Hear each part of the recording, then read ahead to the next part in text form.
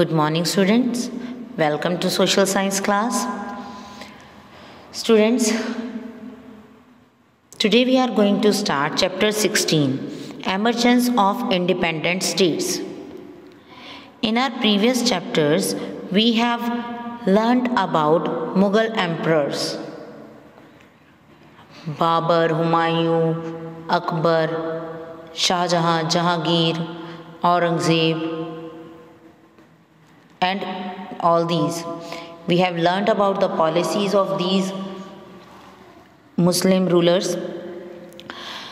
Akbar, Jahangir, Shah Jahan has religious tolerance. But Aurangzeb was a staunch Muslim. He forced the Hindus to adopt Islam. He imposed jizya on Hindus. And this type of policies, his religious intolerance policies, weakened the foundation of Mughal Empire. वो जिस तरह की policies adopt कर रहा था, जो atrocities अत्याचार कर रहा था, उन पॉलिसीज़ के कारण जो इस्लाम का जो ये मुग़ल एम्पायर था वो वीक होता जा रहा था. It started weakened. And at that time,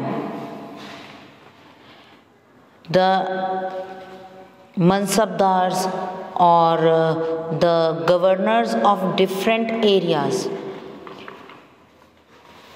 also wanted to be free, because the successor of Aurangzeb were weak.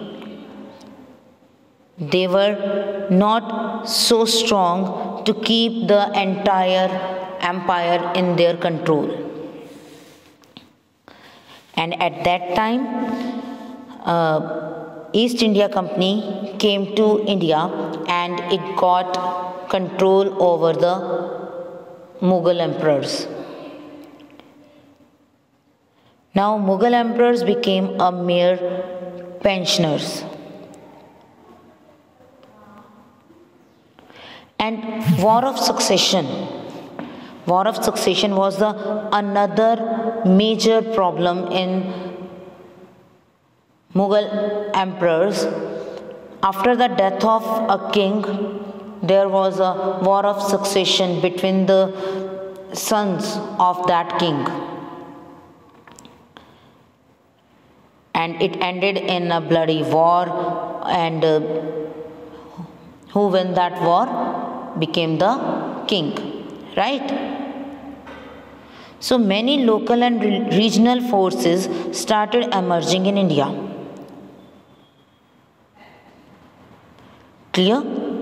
कि औरंगजेब की तो पॉलिसीज थी ही ऐसी कि जितने भी हिंदू किंग्स थे वो सभी उसके अगेंस्ट हो गए, क्योंकि वो सबको मुस्लिम कन्वर्ट कर रहा था, फोर्स कर रहा था to adopt Islam.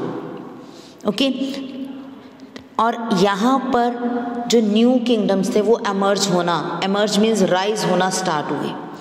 Everyone wanted to be free from that rule, जो वो डोमिनेशन वाला रूल है उससे फ्री होना चाहते थे. तो इसीलिए मनसबदार थे या उनके अंडर जो गवर्नर वर्क कर रहे थे, they just freely declared that they are free now, कि वो फ्री हैं और अब वो मुग़ल एम्परर्स के अंडर नहीं हैं. They have their own kingdom. कि वो अपना किंगडम खुद से चला सकते हैं, उन्हें मुग़ल एम्परर्स की ज़रूरत नहीं है, because the Mughal emperors were weak at that time and they were on the pension that was given by British army or British company. So these are the main reasons for the emergence of independent state. Independent state के emerge होने में, उसके rise होने का reason ही यही था कि Mughal emperors week हो चुके थे और जो पहले की रिलीजियस पॉलिसीज़ थी उसके कारण इंडियन जो हिंदू एम्परर्स थे, जाट, सिख, मराठास, राजपूत्स, वो ब्रिटिशर्स के और मुगल्स के अगेंस्ट जा चुके थे. Okay. So in 18th century, a large number of independent and semi-independent powers came to the front, like Bengal, Awadh, and Hyderabad, Mysore, Maratha kingdoms. Okay, these type of independent and semi-independent came to the front. ये सामने आना start हो गए. The British had to overcome these powers to establish their empire in India. Some of these states had come into existence because of the breaking away of governors of the provinces from the Mughal Empire. Some other states came into power because of the revolts by local chief zamindars, but unfortunately they were not able to improve the economic condition of their state.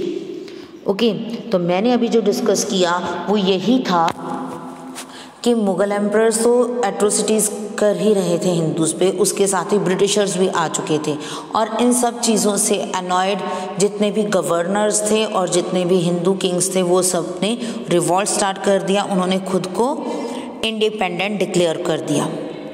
Okay, और दूसरी states भी, not only the states those were independent, उसके साथ ही दूसरी states, कुछ states ने तो खुद को इंडिपेंडेंट कहा और कुछ सेमी इंडिपेंडेंट हो गई. सेमी इंडिपेंडेंट का मतलब है कि उन्होंने डायरेक्टली खुद को जो मुगल्स हैं उसके आगे इंडिपेंडेंट शो नहीं किया. मुग़ल एम्परर्स को वो यही शो करते रहे कि they were under control of Mughals, कि वो अभी भी मुगल्स के कंट्रोल में ही हैं, but they are doing their own work. वो अपने एरिया में अपने अकॉर्डिंग अपना रूल चला रहे थे. ओके, और इनमें कौन से थे जो अपने अकॉर्डिंग अपना रूल चला रहे थे? Bengal, Hyderabad, here Bengal, Hyderabad and Awadh.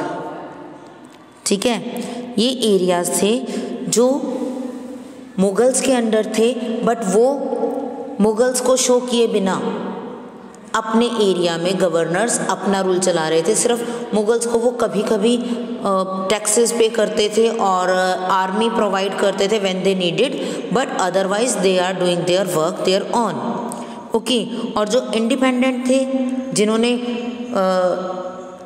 Declare कर दिया था that we are independent, now we are not in the control of Mughals. Who were those? Sikh,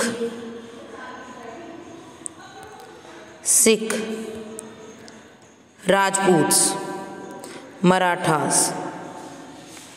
Okay, so these were the new kingdoms, independent kingdoms, and Mysore also. These are the independent kingdoms कि अब वो Mughal emperors के under नहीं हैं. They were independent now and they declared it. ठीक है, and जिन्होंने declare नहीं किया था वो थे Bengal, Awadh and Hyderabad. Clear? So you have to fill these in your maps also and you have to make the flow chart. I will send a picture of flowchart to you. Okay, but you have to fill this in the map of India. These areas, which areas? Sikh, Rajput, Marathas, Mysore, Hyderabad, Bengal and Awadh. Okay, mainly these 7. Clear? So this is about the emergence of independent states. Okay, local chief और ज़मींदार भी अब British के भी against थे और उसके साथ ही मुगल्स के अगेंस्ट थे, तो इसलिए उन्होंने भी खुद को फ्री डिक्लेयर किया और उनके अगेंस्ट रिवॉल्ट किया. बट मेन प्रॉब्लम क्या रही कि they were not able to improve the economic condition. वो अपने एरिया की इकोनॉमिक कंडीशन को इम्प्रूव करने में सक्सेसफुल नहीं रहे. ठीक है, so these are the main problems with these kingdoms. क्योंकि मुगल्स के कारण पॉलिटिकली तो वीक हो ही चुका था एंड इकोनॉमिकली वीक हुआ था बिकॉज ऑफ ब्रिटिशर्स। ओके, तो अब जिन्होंने अपने एमर्ज किया था न्यू किंगडम्स को, तो वो भी अपने एरियाज़ को डेवलप करने में इकोनॉमिकली सक्सेसफुल नहीं हुए थे।